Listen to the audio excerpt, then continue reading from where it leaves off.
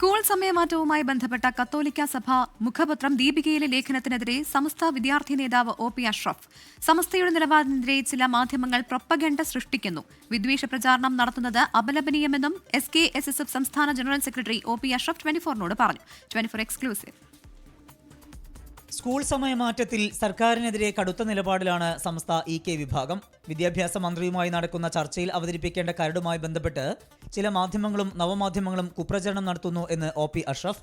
Onam Christmas അവധിയുമായി ബന്ധപ്പെട്ട് സമസ്ത അഭിപ്രായം പറയാൻ തീരുമാനിച്ചു എന്നത് തെറ്റായ പ്രചരണം. ചില മാധ്യമങ്ങൾ സൃഷ്ടിക്കുന്ന പ്രോപ്പഗണ്ടകൾ നടക്കുന്നു എന്നത് യാഥാർത്ഥ്യമാണ്. സർക്കാരിൻ്റെ ലീവുമായി ബന്ധപ്പെട്ടുകൊണ്ട് പൊതു അവധികളുമായി ബന്ധപ്പെട്ടുകൊണ്ട് മറ്റുമൊക്കെ സമസ്ത കൃത്യമായിട്ടുള്ള അഭിപ്രായങ്ങൾ പറയാൻ വേണ്ടി തീരുമാനിച്ചു എന്ന് പറയുന്നത് തെറ്റായ ഒരു വാർത്തയും തെറ്റായ രീതിയുമാണ്.